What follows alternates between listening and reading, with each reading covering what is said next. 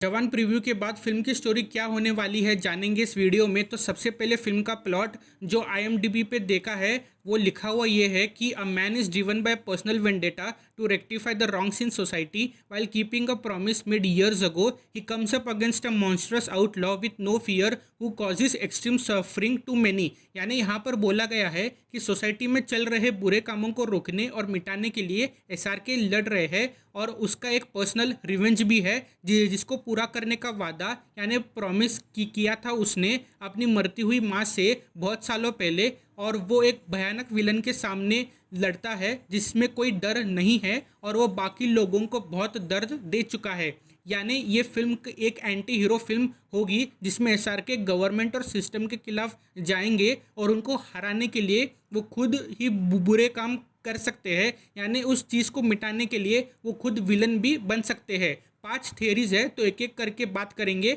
Single role से लेकर double role तक सब कुछ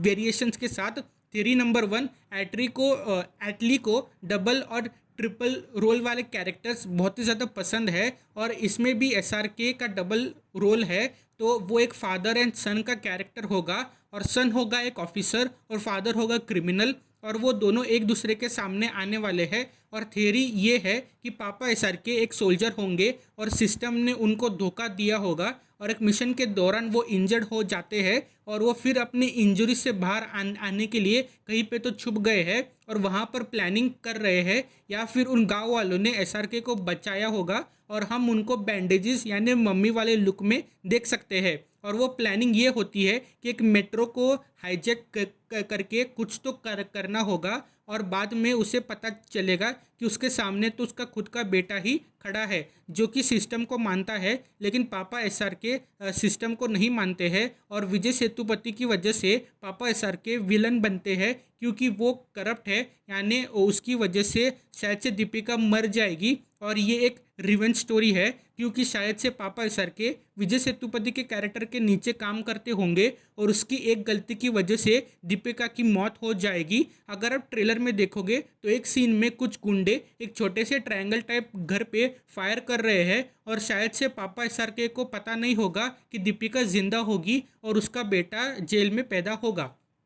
थियरी नंबर 2, SRK के कैरेक्टर जेल में पैदा होगा और फिर वो एक IPS ऑफिसर बनेगा, फिर स्पेशल फोर्सेस को ज्वाइन करेगा और एक मिशन के दौरान अफगानिस्तान में उसकी पूरी टीम मर जाएगी और ऐसा प्रेज्यूम किया जाएगा कि SRK भी मर गया है लेकिन उसकी बॉडी नहीं मिली है या फिर कोई और मिशन पे उसकी टीम मर जाएगी और फिर SRK को पता चलेगा कि उसे किसी ने तो धोखा दिया है और वो ईविल हो जाएगा और सबको लगता है कि वो मर गया है लेकिन वो जिंदा है और इसलिए हम उसे डिफरेंट लुक्स में देख सकते हैं जैसे कि उसको कोई पहचान ना पाए। और फिर उस गांव में कुछ लोग अटैक कर देते हैं और फिर SRK को हम बैंडेजेस यानी मम्मी वाले लुक में देखते हैं और ऐसा लग रहा है कि SRK उस गांव के आसपास एक इलाके में कोई तो मिशन पे भेजे जाएंगे, लेकिन असल में वो एक ट्रैप हो सकता है जो कि विजय सेतुपति ने सेट किया होगा। फिर SRK के ऊपर अटैक होता है और उस मिशन के दौरान शायद से SRK की बॉडी जल जाएगी या फिर बुरी तरीके से इंजर्ड हो जाएगी, इसलिए उस गांव वालों ने SRK की जान बचाई है और उसे ठीक करने के लिए ये बैंडेजेस वगैरह डाले हैं और इसके चलते SRK उन लोगों को बचा रहा है। और फिर SRK को पता चलेगा कि उसको किसी ने तो धोखा दिया है और उसके आर्मी बेस को कोई करप्ट लोग चला रहे हैं और वो एक विलन बन जाएगा बदला लेने के लिए और वो विलन शायद से विजय सेतुपति होगा। थियरी नंबर 3, सबसे पहले वो गांव में अटैक होता है और ये पास्ट का सीन है और SRK के मम्मी वाला लुक का कैरेक्टर इस गांव को बचाता है और ये शायद से हमारा मॉडर्न SRK का फादर हो सकता है और ये फादर का कैरेक्टर दीपिका के साथ शादी कर लेता है लेकिन इसको शायद से कोई धोखे से मार दिया जाता है और ये शायद से विजय सेतुपति ने किया होगा और इसकी वाइफ को जेल भेज दिया जाता है जहाँ पर हमारा मॉडर्न SRK पैदा होता है। फिर बेटा SRK अपनी माँ से वादा करता है कि अपने बाप का बदला लेना होगा और जिसने उनको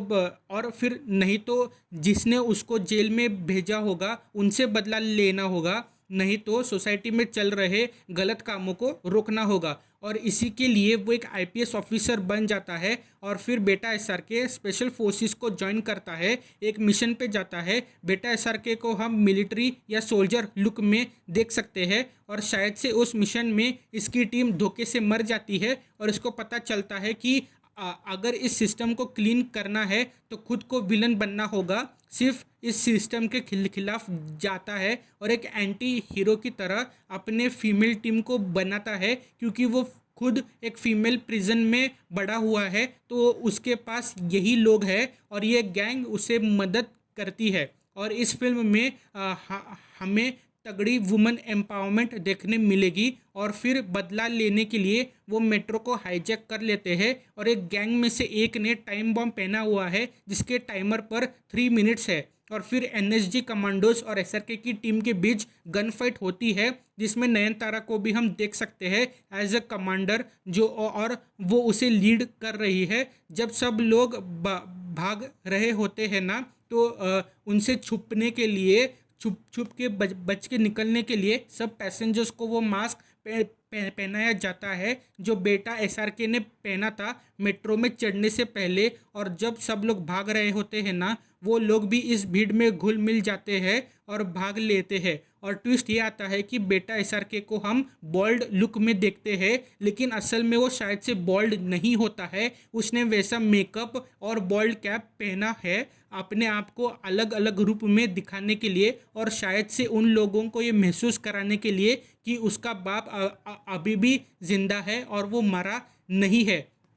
और ये एनएसजी और बाकियों को गुमराह करने के लिए एक चाल भी हो सकती है। और हमने बेटा एसआरके का जितने भी लुक्स देखे हैं ना उसने खुद से वो क्रिएट किए होंगे लोगों को कंफ्यूज करने के लिए। और फिर हम एक हॉस्पिटल यानी एक बड़े से घर को देखते हैं जहाँ पर एनएसजी के लोग गेट से एंट्री करने वाले हैं और एक हेलीकॉप्टर भी लैंड करने वाली है और वहाँ पर एक बड़ी फाइट शुरू हो जाती है एनएसजी और बेटा एसआरके की टीम के बीच, जहाँ पर हम एसआरके की टीम को मास्क पहने हुए देख सकते हैं और नयनतारा उनसे लड़ रही है। वहाँ पर बहुत सारे ब्लास्ट हो रहे हैं और फिर हम बेटा एसआरके को उस हेलीकॉप्टर में जंप मारते हुए देख सकते हैं और नयनतारा उसके पीछे है। और फिर बेटा एसआरके 5 ट्रक्स की ओर देख रहा है और जिसको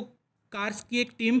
प्रोटेक्शन के साथ लेके कहीं पे तो जा रही है। और फिर हम देखते हैं कि बेटा एसआरके और उसकी टीम उस ट्रक्स के ऊपर फाइट कर रहे हैं मैन इन ब्लैक वाले गैंग से। और एसआरके की टीम उस ट्रक्स में से कुछ तो चोरी करने के लिए आई है और फिर एनएसजी के लोग उसके प्रिजन पे अटैक कर देते हैं जहाँ पर एसआरके के हाथों पे हथकड़ियाँ हम देख सकते हैं और वो फाइट कर रहा है इनके साथ। और फिर एक और अटैक भी होता है जहाँ पर प्रिजन की लड़कियाँ इन कमांडोज पे हमला कर रही है और कुछ पेपर्स भी जल रहे हैं और वहाँ पर एक इंसान ज़मीन पर भी बैठा हुआ है। फिर विजय सेतुपति शायद से करप्ट ऑफिसर का रोल कर रहे हैं और फिर दीपिका को हम कुश्ती लड़ते हुए देख सकते हैं बाप एसआरके के साथ जो कि पंजाब में है। और फिर सानिया इंजेक्शन से किसी को तो टॉर्चर करेगी या फिर उनको मदद करती हुई हम देख सकते हैं।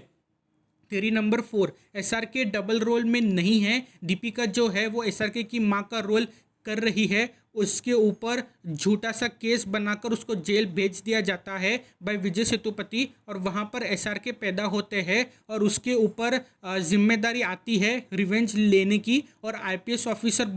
बन के वो विजय सेतुपति के इल्लीगल कामों को रोक रहा है और उसके नाक में दम कर रहा है। लेकिन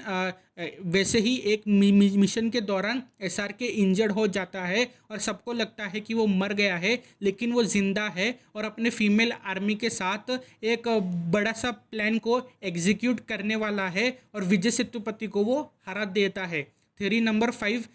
अगर एक टाइमलाइन निकाले और कोई डबल रोल ना हो एसआरके का तो पहले एक आईपीएस ऑफिसर होगा, फिर एक सोल्जर होगा, फिर धोखा मिलने के बाद फिर वो अपरिचित वाले लुक में आता है और इन तीनों लुक्स के बीच में हम एसआरके का यंग लुक भी देखने मिलेगा। फिर उनको सीरियस इंजरी होती है, इसलिए वो पूरा मम्मी वाले लुक में आ जाएगा और फिर धीरे धीरे वो अपनी पट्टियाँ निकालेगा और सिर्फ फेस के ऊपर और हाथों के ऊपर उसकी पट्टियाँ होगी जो हमने मेट्रो वाले सीन में देखा था। और एंड में वो अपनी पट्टियाँ निकाल देता है और हमें एसआरके का बॉल्ड लुक देखने मिलता है। फिल्म में एक 5 मिनट का मोनोलॉग भी होने वाला है, ऐसे रूमर्स आ रहे हैं। और इसके चलते जो सोसाइटी है